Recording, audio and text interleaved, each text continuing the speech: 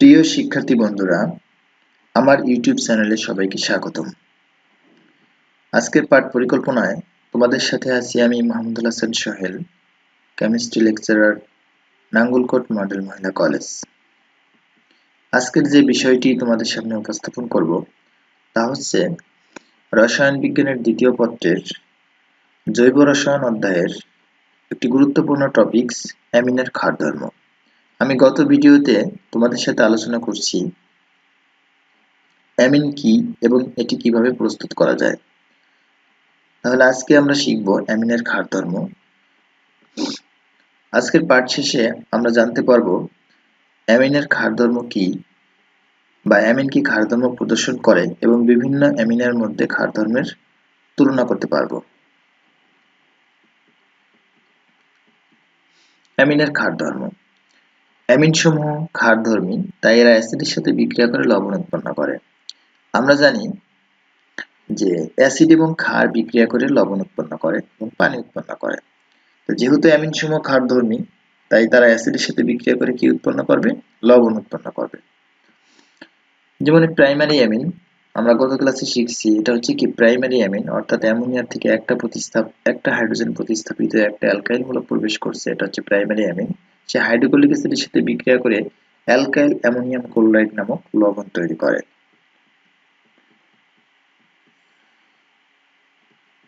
অনুরূপভাবে আমরা দেখাইতে পারি একটি সেকেন্ডারি অ্যামিন, যেমন ডাইঅ্যালকাইল অ্যামিন। এই অ্যামিনটা একটা অ্যাসিডের সাথে বিক্রিয়া করে ডাইঅ্যালকাইল অ্যামোনিয়াম ক্লোরাইড নামক লবণ তৈরি করে। তাহলে দেখা গেল যে প্রাইমারি অ্যামিন যেমন ক্ষারধর্ম প্রদর্শন করে, সেকেন্ডারি অ্যামিনও ক্ষারধর্ম প্রদর্শন করে। অনুরূপভাবে একটি টারশিয়ারি অ্যামিন ট্রাইঅ্যালকাইল অ্যামিন অ্যাসিডের সাথে বিক্রিয়া করে ট্রাইঅ্যালকাইল অ্যামোনিয়াম ক্লোরাইড নামক লবণ তৈরি করে। তাহলে দেখতে পেলাম যে প্রাইমারি, সেকেন্ডারি এবং টারশিয়ারি সব ধরনের অ্যামিনই কি করে? ক্ষারধর্ম প্রদর্শন করে এবং অ্যাসিডের সাথে বিক্রিয়া করে লবণ উৎপন্ন করে। তাহলে স্পষ্টই বোঝা গেল যে অ্যামিন সমূহ কি রয়েছে? ক্ষারধর্ম রয়েছে।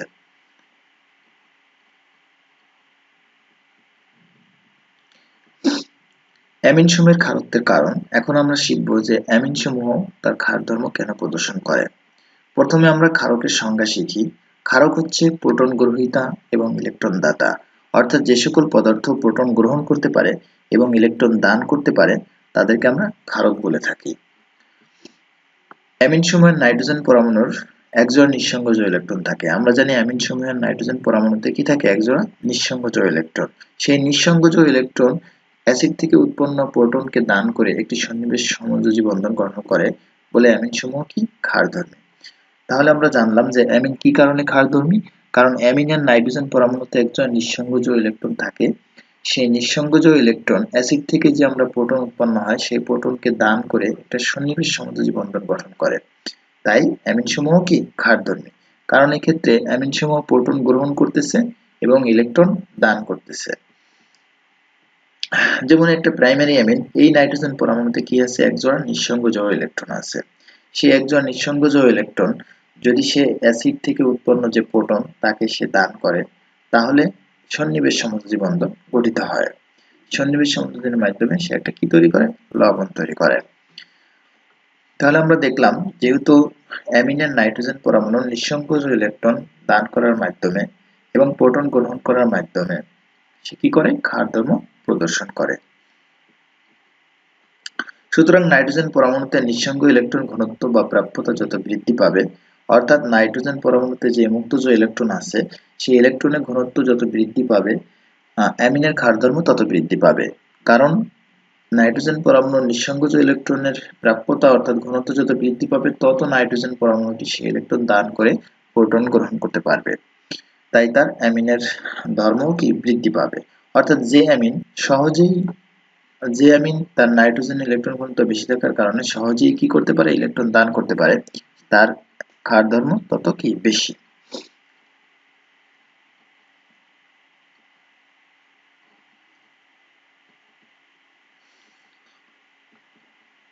যেমন আমরা যদি অ্যামোনিয়া দেই, যে এখানে কি আছে? একটা অ্যামোনিয়া আছে।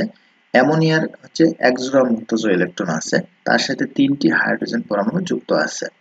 পক্ষান্তরে এই অ্যামোনিয়ার এই অ্যামোনিয়ার সাথে একটা অ্যালকাইল মূলক যুক্ত আছে, অর্থাৎ একটা হাইড্রোজেন পরমাণু অ্যালকাইল মূলক দ্বারা প্রতিস্থাপিত, সেটা হচ্ছে অ্যালকাইল অ্যামিন।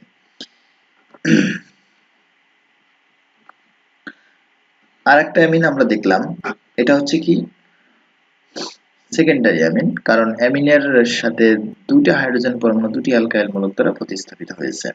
তাই এই তিনটা অ্যামিনের মধ্যে কার ক্ষার ধর্ম বেশি? আমরা যদি প্রথমটা দেখি, প্রথম অ্যামিনের সাথে যে তিনটি হাইড্রোজেন পরমাণু যুক্ত আছে তারা ইলেকট্রন আকর্ষণও করে না এবং ইলেকট্রন নাইট্রোজেন পরমাণুর দিকে ঠেলেও দেয় না, অর্থাৎ সে ক্ষার ধর্মের। দ্বিতীয়টার ক্ষেত্রে দেখি, দ্বিতীয় অ্যামিনেটের ক্ষেত্রে একটা অ্যালকাইল গ্রুপ যুক্ত আছে। আমরা জানি অ্যালকাইল গ্রুপ যেমন মিথাইল, ইথাইল, প্রোপাইল, এরা হচ্ছে ইলেকট্রন ত্যাগী গ্রুপ, অর্থাৎ আবেশীয় প্রক্রিয়ায় এরা ইলেকট্রন কি দেয়, কেন্দ্রীয় পরমাণুর দিকে ঠেলে দেয়। যেমন অ্যালকাইল গ্রুপটা যদি কিছু ইলেকট্রন ঠেলে দেয়, তাহলে নাইট্রোজেন পরমাণুতে নিঃসংযোগ ইলেকট্রনের পরিমাণ কি পাবে, বৃদ্ধি পাবে। ফলে সহজেই এই নাইট্রোজেন পরমাণু তার ইলেকট্রন দান করতে পারবে, অর্থাৎ ক্ষার ধর্ম প্রদর্শন করতে পারবে।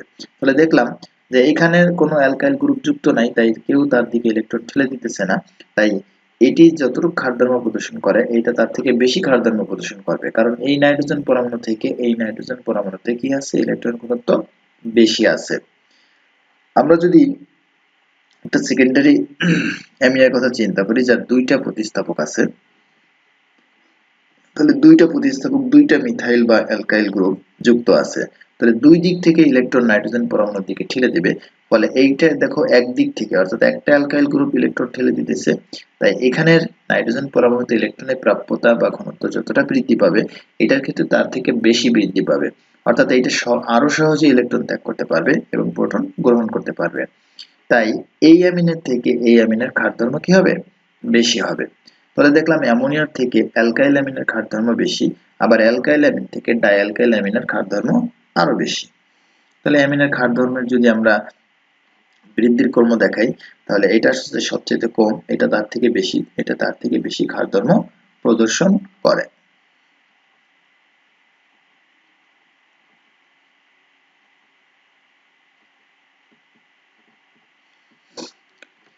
অ্যামিনের নাইট্রোজেন পরমাণুতে ইলেকট্রন ত্যাগী অ্যালকাইল মূলকের সংখ্যা যত বেশি হবে, নাইট্রোজেন পরমাণুতে ইলেকট্রন ঘনত্ব বা প্রাপ্যতা তত বৃদ্ধি পাবে, ফলে ক্ষারকত্বও কি পাবে, বৃদ্ধি পাবে। এই জন্যই অ্যামোনিয়া অপেক্ষা মিথাইল অ্যামিন এবং মিথাইল অ্যামিন অপেক্ষা ডাইমিথাইল অ্যামিন বেশি ক্ষার ধর্মের।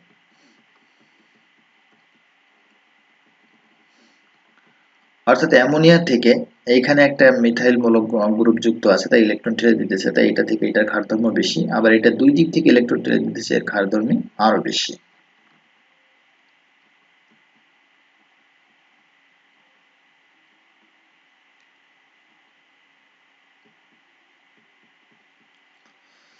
কিন্তু ট্রাইমিথাইলামিন আমরা দেখলাম যে মিথাইলামিন থেকে ডাইমিথাইল বেশি ক্ষারধর্মী, সেই অনুসারে ট্রাইমিথাইলের ক্ষারধর্ম ডাইমিথাইল থেকে বেশি হওয়ার কথা। কিন্তু আমরা জানি বা পরীক্ষালব্ধভাবে জানা গেছে যে ট্রাইমিথাইলামিনের ক্ষারধর্ম কিন্তু ডাইমিথাইলামিন অপেক্ষা কম। কি কারণে কম সেটা আমরা দেখি। কারণ ট্রাইমিথাইলামিনের তিনটি মিথাইল গ্রুপ থাকায় স্থানিক ভিড় বেশি, অর্থাৎ চারপাশে পরমাণুর ভিড় বেশি, স্থানিক ভিড় বেশি, এতে স্টোরিক বিকর্ষণের সৃষ্টি হয়। অর্থাৎ মিথাইল গ্রুপ আবেশীয় প্রভাবে ইলেকট্রন ঠেলে দেয়, কিন্তু এই বিকর্ষণজনিত ভিড় অর্থাৎ স্টোরিক বিকর্ষণ যদি এই আবেশীয় প্রভাবে সেটা বেশি হয়, তাহলে আর ইলেকট্রন ঠেলে দিতে পারে না, অর্থাৎ স্থানিক ভিড়ের কারণে কি করতে পারে না, নাইট্রোজেন তার আরেকটি প্রোটন গ্রহণ করতে পারে না। ফলে নাইট্রোজেন পরমাণুতে প্রোটন সংযুক্তি বাধাপ্রাপ্ত হয়, তাই এর ক্ষার ধর্ম কি হ্রাস পায়। তাই আমরা বলতে পারি যে স্থানিক ভিড়ের কারণে যে স্টোরিক বিকর্ষণ সৃষ্টি হয়। যেমন এখানে ট্রাইঅ্যালকাইল অর্থাৎ ট্রাইমিথাইলে দেখা যাচ্ছে তিনটে মিথাইল মূলক যুক্ত আছে, ফলে অনেকগুলো পরমাণু থাকায় এখানে স্টোরিক বিকর্ষণের সৃষ্টি হয়। এই স্টোরিক বিকর্ষণ এই যে ইলেকট্রন তার দিকে ঠেলে দেয়, এটা আবেশীয় প্রভাবকে কি করে, অতিক্রম করে, অর্থাৎ এই বিকর্ষণের মানে আবেশীয় প্রভাবের মানে সেটা বেশি হওয়ার কারণে এ সহজে কি করতে পারে না, প্রোটন গ্রহণ করতে পারে না। তাই এর ক্ষার ধর্ম এটার চাইতে কি হবে, কম হবে। তাই ডাইমিথাইলামিনের ক্ষার ধর্ম ট্রাইমিথাইলামিনের চাইতে কম হওয়ার কথা, কিন্তু স্টোরিক বিকর্ষণের কারণে ডাইমিথাইলামিনের ক্ষার ধর্ম কি ট্রাইমিথাইলামিনের চাইতে বেশি। এবার আমরা আসি একটি প্রশ্ন, যে অ্যারোমেটিক অ্যামিন বা অ্যানিলিন, এটা হচ্ছে কি অ্যানিলিন, যে অ্যারোমেটিক অ্যামিন বা অ্যানিলিনের ক্ষার ধর্ম অ্যামোনিয়ার চেয়ে কম, ব্যাখ্যা করো। আমরা দেখলাম যে অ্যানিলিনে অ্যামিনো গ্রুপের সাথে একটা কি গ্রুপ আছে, বেনজিন গ্রুপ, অর্থাৎ বেনজিন বলয় যুক্ত আছে। এই বেনজিন বলয়ের আকর্ষণে এই অ্যামিনো গ্রুপের নাইট্রোজেন পরমাণুর নিঃসঙ্গ যুগল ইলেকট্রন চক্রের দিকে কি হয়, স্থানান্তরিত হয়।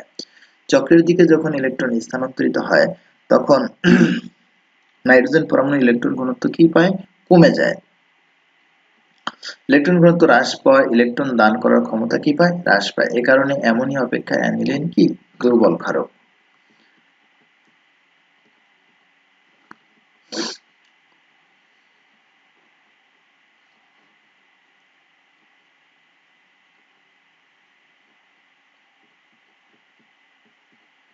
সুতরাং আমরা আজকে শিখলাম যে অ্যামিন সমূহের ক্ষার ধর্ম। অ্যামিন সমূহের ক্ষার ধর্ম নির্ভর করে যে অ্যামিন সমূহের যে নাইট্রোজেন পরমাণুর যে মুক্তজ ইলেকট্রন বা নিঃসঙ্গজ ইলেকট্রন আছে, এটা যত সহজে ত্যাগ করতে পারে সে তত সহজে প্রোটন গ্রহণ করতে পারে সন্নিবেশ সংযোজী বন্ধনের মাধ্যমে। তাহলে যে অ্যামিনটা যত সহজে এই মুক্তজ ইলেকট্রন ত্যাগ করে প্রোটন গ্রহণ করতে পারে তার ক্ষার ধর্ম তত বেশি। আমাদের আলোচনাতে দেখলাম যে তাহলে এই অ্যারোমেটিক অ্যামিন তথা অ্যানিলিনের ক্ষার ধর্ম সবচেয়ে কম, তারপরে হচ্ছে অ্যামোনিয়া, তারপর হচ্ছে মিথাইলামিন, তারপরে হচ্ছে ট্রাইমিথাইলামিন, তারপরে হচ্ছে ডাইমিথাইলামিন। তাহলে আমরা দেখলাম যে অ্যামিনের ভিতরে এই ডাইমিথাইলামিনের ক্ষার ধর্ম সবচেয়ে বেশি। প্রিয় শিক্ষার্থী বন্ধুরা, তাহলে আজকের আলোচনায় আমরা শিখলাম অ্যামিনের ক্ষার ধর্ম এবং বিভিন্ন ধরনের অ্যামিনের ক্ষার ধর্মের মধ্যে তুলনা শিখলাম। এই আশা করি এই বিষয়ে যদি কোনো প্রশ্ন আসে তাহলে ইনশাআল্লাহ তোমরা পারবে। আজকে এই পর্যন্তই। সবাইকে অনেক অনেক ধন্যবাদ। আমার পরবর্তী ভিডিও দেখার জন্য সবাইকে অনুরোধ, সবার প্রতি অনুরোধ রইল।